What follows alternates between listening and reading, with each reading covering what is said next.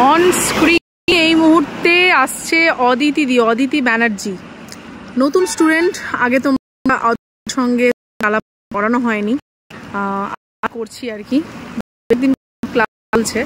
তো অদিতি এই মুহূর্তে বিধাননগরের মেন জায়গায় রয়েছে। তো অদিতিকে তো বাবা সুপার ওমেন পুরো একদম। কি অফ করো, তুমি তো পুরো রাজধানীর মতো গতিবেগে এগিয়ে চলে আসছো দেখছি। চালিয়ে কেমন লাগছে? ভালো লাগছে। এই যে তুমি যে কদিন আমাদের ট্রেনিংয়ে খুব একটু ডামাডোল হয়েছে আর কি এই ব্যাচটাতে, হ্যাঁ, তো কিছু পার্সোনাল রিজনের জন্য, কিন্তু তবু যে কটা ক্লাস পেয়েছো, এখন যত দূর করছো, কি ফিল হচ্ছে মানে প্রথম দিন, মানে ফার্স্ট ট্রেনিংয়ের দিন থেকে আজ পর্যন্ত? কারণ আজকে ভিডিওটা করার উদ্দেশ্য এটাই, অনেক আগে থেকেই করি বাট এটা করা হয়নি এইবারে। তুমি ওপেন রোডে চালাচ্ছ, বিধাননগরের মেন রাস্তায় চালাচ্ছ, তুমি এমএমসি চালিয়ে এসছো, মোটামুটি এই জায়গাগুলো তুমি কভার করে ফেলেছো এবং ভালোই গাড়ি ঘোড়া চলছে, তাদেরকে ওভারটেক করা, ইউ টার্ন করা, মেন রাস্তায় ঘোরা, এগুলো তোমার চলছে। কীরকম কি এক্সপিরিয়েন্স হয়েছে, কেমন লাগছে তোমার?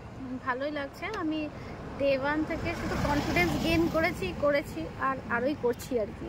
আর আমার যেটা মানে সমস্যা ছিল সেটা হচ্ছে ভয়টা শুধু প্রথম দিন থেকে কাটছে, আরো বেশি করে কাটছে, যত চালাচ্ছি তত কাটছে। হ্যাঁ ঠিক, এক একটা সিচুয়েশন, এক একটা রোড, এক একটা পরিস্থিতি, এবং সেগুলো পার করে কনফিডেন্স বিল্ড আপ হচ্ছে, তাই তো? আর এটার জন্যই স্পিডে আমি এখন চালাতে পারছি, মানে বেশ হাওয়ায় বেশ পরিদের মতন উড়ছো আর কি। আমি যা দেখলাম আর কি, গতিবেগটা ঠিকঠাক কন্ট্রোলের মধ্যে রাখলে আমরা করতে পারি, কিন্তু চেষ্টা করবে 30-এর উপরে এখন না ওঠার, ঠিক আছে? 30-এর উপরে হ্যাঁ মধ্যে ছিল, বাট এর থেকে উপরে মানে এখনই যদি 30 হয় তার মানে এটা বুঝতে পারছো এরপরে উঠতে পারে, তো ওটাকে একটুখানি কন্ট্রোল করতে হবে কিন্তু, ঠিক আছে? তো অদিতি ভালো লেগেছে ট্রেনিং? খুব ভালো লেগেছে। বললাম তো আমি কনফিডেন্স গেইন করি। আমি কোনোদিন ভাবিনি আমি চালাতে পারবো, যে অবস্থা থেকে আমি শুরু করেছিলাম ট্রেনিং।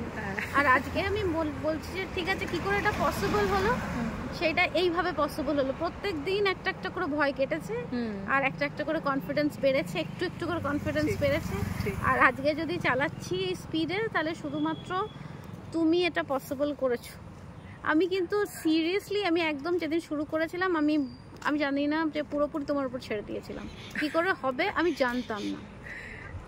ঠিক, আজকে কিন্তু সেই জায়গাটা সাকসেসফুলি আমরা চলে এসেছি। হ্যাঁ, এবার সেটা তুমিও আমায় সার্টিফাই করবে যে আমি কতটা সাকসেসফুল। একদম। এইবারে এটাই বলতে চাইছিলাম যে শুধু আমি না, তোমার ক্ষেত্রে কথা বলতে গেলে এটা বলতে হবে, আমি তো অনেক স্টুডেন্ট মানে পরপর তো চলতেই থাকে, আমার ব্যাচের পর ব্যাচ দিদিরা আসে, তো সেই দিদিরা যখন বেরোয় তাদের মধ্যে যারা দেখেছি মেন্টালি একটু পজিটিভ ভাবনা নিয়ে রান করে, তাদের কিন্তু ভয় বলো এই যে জিনিসগুলো খুব তাড়াতাড়ি কিন্তু ওভারকাম হয়ে যায়। তো তাদের মধ্যে তুমিও একজন, তোমার পজিটিভিটি তোমার মধ্যে যে রয়েছে, যে মাইন্ডসেটে তুমি বিলং করো, সেটাও কিন্তু তোমাকে অনেক বেশি সাহায্য করেছে। আর সবথেকে বড় কথা, ভীষণ কোঅপারেটিভ, মানে এত কোঅপারেট করেছে দিদি আমার সাথে, এত প্রবলেম সিচুয়েশনের মধ্যে পাস করছি, সেই জায়গাটা থেকেও মানে আমরা সেই জায়গাটা কভার করেছি। আমি নিজেও ভাবিনি এত তাড়াতাড়ি আমরা মানে এইগুলোকে কভার আপ করতে পারবো।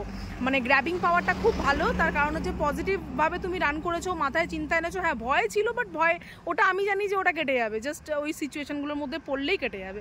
তো খুবই ভালো হয়েছে এতদূর পর্যন্ত। আমি স্যাটিসফাইড তোমাকে নিয়ে যে হ্যাঁ কোনো সমস্যা নেই, ঠিক আছে? তো এরপরে আরও যেগুলো হবে তাতে আরও অনেক কিছু কাটবে। অল দ্য বেস্ট আগামী দিনের জন্য অদিতি। ঠিক আছে, চলো টাটা।